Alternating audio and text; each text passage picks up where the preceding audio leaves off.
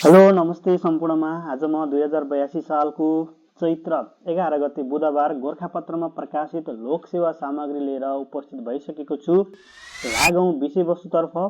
प्रश्न नम्बर 1 मा रहेको छ, इन्स्टिच्युट फर इकोनोमिक एन्ड पीसद्वारा सार्वजनिक सन् 2026 मार्चको प्रतिवेदन अनुसार आतंकवादी गतिविधि हुने देशहरूको सूचीमा नेपाल कतिौं स्थानमा रहेको छ भन्ने प्रश्न रहेको छ।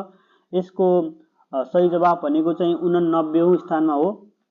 त्यसैगरी प्रश्न नम्बर 2 मा रहेको छ, विक्रम सम्वत 2082 फागुन मसान्तसम्म नेपालको कुल सार्वजनिक ऋण कति पुगेको छ? रु 28 खर्ब 78 अर्ब 29 करोड 28 खर्ब 78 अर्ब 29 करोड रहेको छ। विक्रम सम्वत 2082 साल फागुन मसान्तसम्म नेपालको कुल सार्वजनिक ऋण कति पुगेको छ त? 28 खर्ब 78 अर्ब 29 करोड। यसलाई चाहिँ 2082 सालमा ऋण चाहिँ ठ्याक्कै उल्टो 28 खर्ब 28 29 भनेर सम्झिँदा भइहाल्यो। त्यस्तै प्रश्न नम्बर 3 मा रहेको छ, अर्जेन्टिना विश्व स्वास्थ्य संगठन WHO बाट औपचारिक रूपमा कहिले बाहिरिएको हो त? सन् 2026 मार्च 17 मा। सन् 2026 मार्च 17। त्यस्तैगरी प्रश्न नम्बर 4 मा रहेको छ, चलचित्र क्षेत्रको विश्वकै प्रतिष्ठित ओस्कार अवार्ड 2026 मा उत्कृष्ट चलचित्रको उपाधि जित्न सफल चलचित्र कुन हो? One battle after another. One battle after another. One battle after another. Oscar award 2026 मा उत्कृष्ट चलचित्र वन ब्याटल आफ्टर एनदर। प्रश्न नम्बर 5 मा रहेको छ, नेपाली पत्रकारिताको ऐतिहासिक विरासत बोकेको गोरखापत्र संस्थानद्वारा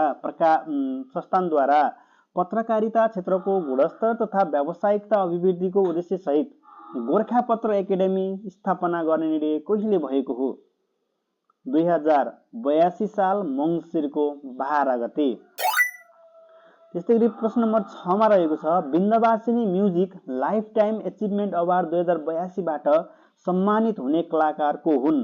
संगीतकार सम्बोजित बास्कोटा हुन्।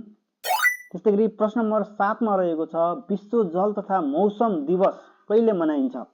विश्व जल तथा मौसम दिवस कहिले मनाइन्छ? मार्च 23 मा मनाइन्छ। यो अस्तिको मिति हो। र 2026 को नारा के छ त भन्दाखेरि आजको अवलोकन भोलिको सुरक्षा। आजको अवलोकन भोलिको सुरक्षा। प्रश्न नम्बर 8 मा रहेको छ, विश्व पानी दिवस कहिले मनाइन्छ? विश्व पानी दिवस मार्च 22 मा मनाइन्छ।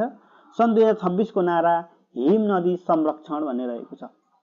सन् 2026 को नारा हिम नदी संरक्षण। त्यसैगरी प्रश्न नम्बर 9 मा रहेको छ, 21औं नेपाल खुला प्याराग्लाइडिङ च्याम्पियनसिप 2026 अन्तर्गत एक्युरेसी पुरुषमा प्रथम हुन सफल पाइलट को हुन्? एक्युरेसी पुरुषमा प्रथम हुन सफल पाइलट अक्षय कुमार भारतका हुन्।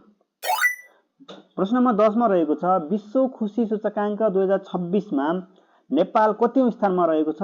विश्व खुशी सूचकाङ्क 2026 मा नेपाल 99औं स्थानमा रहेको छ। नेपालले 5.147 अङ्क प्राप्त गरेर 99औं स्थानमा रहेको छ। त्यस्तैगरी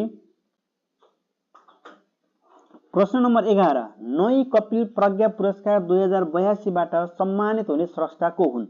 नई कपिल प्रज्ञा पुरस्कार 2082 बाट सम्मानित हुने स्रष्टा को हुन्? अम्बिका अर्याल र त्रिभुवन बराई। अम्बिका अर्याल र त्रिभुवन बराई। प्रश्न नम्बर 12 मा रहेको छ, dealer of the year South Asia region 2026 अवार्डबाट सम्मानित हुने कम्पनी कुन हो?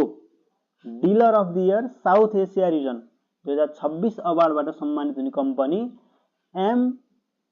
MAW अर्थ मुभर्स प्राली। MAW अर्थ मुभर्स प्राली। त्यस्तैगरी प्रश्न नम्बर 13 मा रहेको छ, विश्व क्षयरोग दिवस कहिले मनाइन्छ? विश्व क्षयरोग दिवस मार्च 24 मा मनाइन्छ। सन् 2026 को नारा yes we can end TB led by countries powered by people. Led by countries powered by people. Yes we can end TB भन्ने सम्झिँदा भइहाल्यो। राष्ट्रिय नारा हो हामी क्षयरोग अन्त्य गर्छौं, राष्ट्रिय अभियान हाम्रो योगदान। प्रश्न नम्बर 14 मा रहेको छ, राष्ट्रिय प्रकृति संरक्षण कोष अन्तर्गत सञ्चालित सदर चिडियाखानामा हाल कति प्रजातिका जीवजन्तु रहेका छन्? 112 प्रजातिका जीवजन्तु रहेका छन्। प्रश्न नम्बर 15 स्वास्थ्य बीमा बोर्डद्वारा राष्ट्रिय परिचय पत्र प्रणालीसँग सहकार्य गरी स्वास्थ्य बीमालाई एनआईडी नम्बरमा आधारित बनाउने सम्बन्धी समझदारी पत्रमा कहिले हस्ताक्षर भएको हो? 2082 सालको चैत्र 2 गते। स्वास्थ्य बीमा दर्ता र नवीकरण प्रक्रिया अनलाइन मार्फत चैत्र 25 भित्र सुरु गर्ने जनाइएको छ। एनआईडी प्रणालीसँग जोडिएपछि डाटा प्रमाणीकरण सहज हुने, दोहोरो दर्ता कम हुने र कार्डको दुरुपयोग घट्ने अपेक्षा गरिएको छ। यसरी आज 2082 सालको चैत्र 11 गते बुधबार प्रकाशित गोरखापत्रमा प्रकाशित लोकसेवा वस्तुगत सामग्री आजलाई यति नै। यस्तै भिडियोको लागि हाम्रो च्यानललाई सब्स्क्राइब गर्दै गर्नुहोला। हवस् त, नमस्ते।